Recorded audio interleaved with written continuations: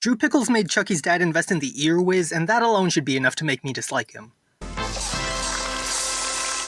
But even when you give the benefit of the doubt that something even mildly human lays beneath that dumb 90s sweater vest, you end up slowly peeling away layer after layer of god-awful, lower-than-pond scum filth.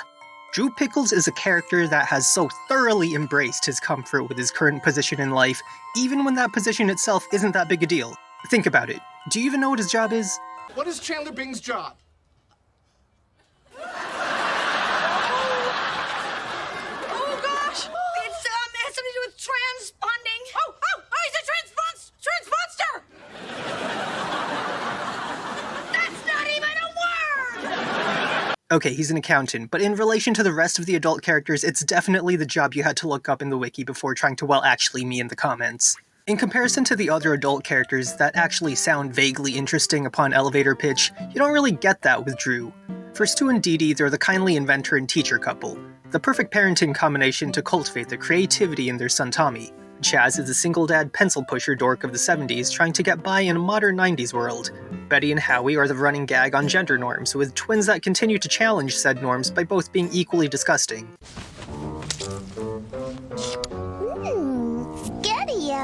Hell, even the grandpa feels like a firmly established character, being part of the greatest generation and just making it work as a repairman while raising Stu and Drew, who was apparently as stupendously droll as a baby as he was as an adult. Every parent is able to exist as their own person, independent of their kids, while also being able to complement what makes their kids so unique in the first place. Except for Drew, because he sucks! What separates Drew from his peers for the worse is that he is defined solely by his relations with those around him. Throughout the series, he's always seen as Angelica's dad, or Charlotte's husband, or Stu's brother, Lou's son, or even Chaz's classmate. Remember our 4th grade play? I got the title role in Wind in the Willows! Chaz, you were a tree. I was the willow! He's unable to exist on his own because he doesn't exist as a character without that familial reference point in the first place. Even Charlotte, as corporate as she is, serves as her own character in just exactly how corporate she is and how this specifically 90s girl boss mindset influences Angelica for the worse. Unlike the rest of the kids, Angelica is essentially a mini version of her mom, which the series is quick to remind us is bad. Everybody's gotta go someday. But at least within the scope of that immediate family, serves as a model for female empowerment. Charlotte and likewise Angelica are interesting characters because they don't rely on the strength of those around them to get what they want. They go against the grain of societal norms even if it makes them look bad because, hey, who else is gonna bag the soulless takeover of famous Ethel? We think television is evil. But with such prominent female figures in the family, it doesn't leave much in the way for Drew functionally. Sure, you can argue that he and Charlotte's jobs are interchangeable enough from a kid's perspective that the parents are seen more as a unit than individuals, but not only would that undermine the entirety of this video essay, but it would be a disservice to this absolute 90s queen. You think Drew helped Charlotte get to where she is today? 30 points for me! If anything, Drew acts more like a parasite than anything else regarding his position in his own family. He rides on his wife's success not even for the sake of achieving his own, but simply for this safe, comfy mediocrity. This is the same kind of mediocrity that people hated throughout the 90s because it was so mundane. They're making a 4th Matrix movie just so they can further dunk on this lifestyle. Worse yet, Drew has the gall to criticize his own brother from this seat of mediocrity. His brother Stu Pickles, the inventor always on the cusp of a breakthrough, but who never quite reaches it. Stu Pickles, the loving father who at least strives to create something better for the world and more directly for his kids. This guy almost kills one of his business partners at a dinner party and is still like, you know what, this job gives me life. Mr. Mucklehoney! If you can't like a guy like that, then you are absolute trash and deserve to stay there. Drew. But hey, let's not sell Drew too short. He's a parent at the end of the day and does want what's best for his kid.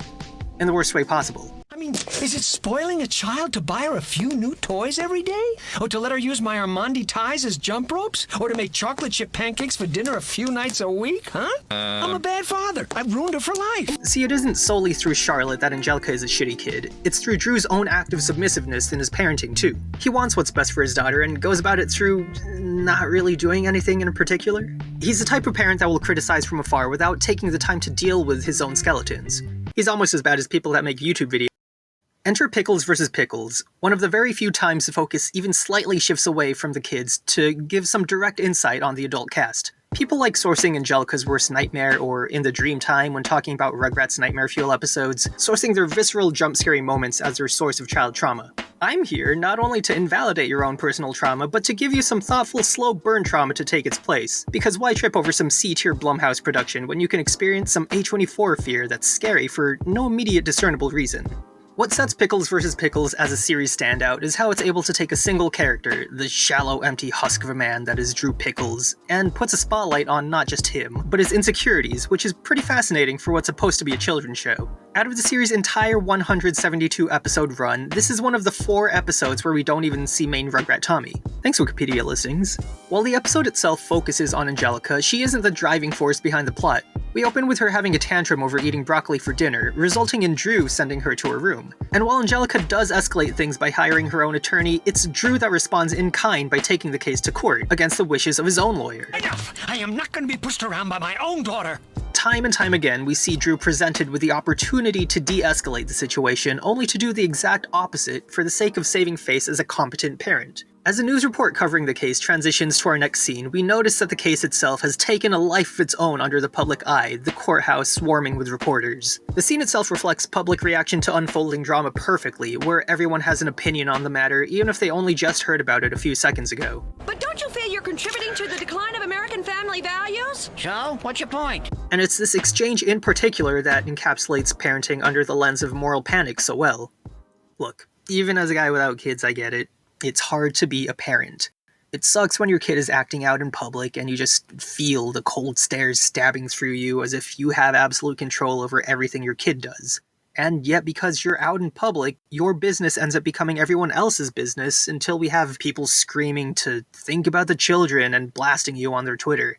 It's less that people care for the well-being of the kid at that point, and more that people fear that happening to themselves. Stanley Cohen, sociologist and criminologist who coined the term moral panic, states that they happen when a condition, episode, person, or group of persons emerges to become defined as a threat to societal values and interests. While the issues identified may be real, the claims exaggerate the seriousness, extent, typicality, and/or inevitability of harm. After the media clings onto the Pickles vs. Pickles case, they end up picking at that fear scab that is bad parenting, immediately taking Angelica's side because it's easier to villainize bad parenting over a single shitty kid that's very blatantly manipulating the public's goodwill in her favor.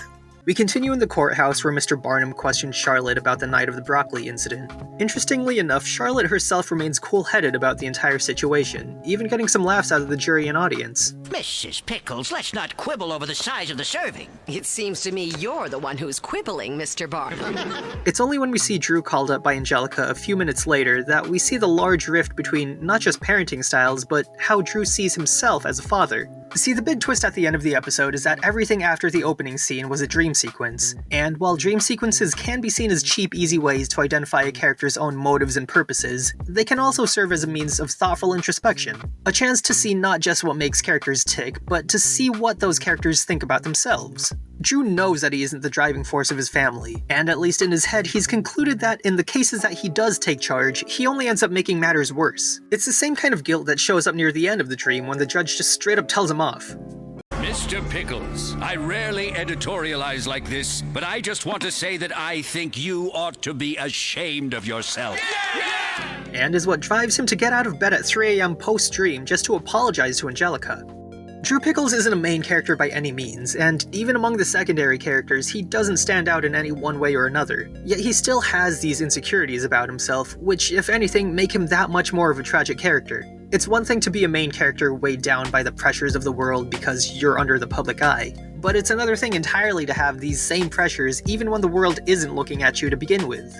But he still robbed Chaz out of his Pat Sajak money, leaving me no choice but to put him at a quadruple F on the Rugrats parent tier list.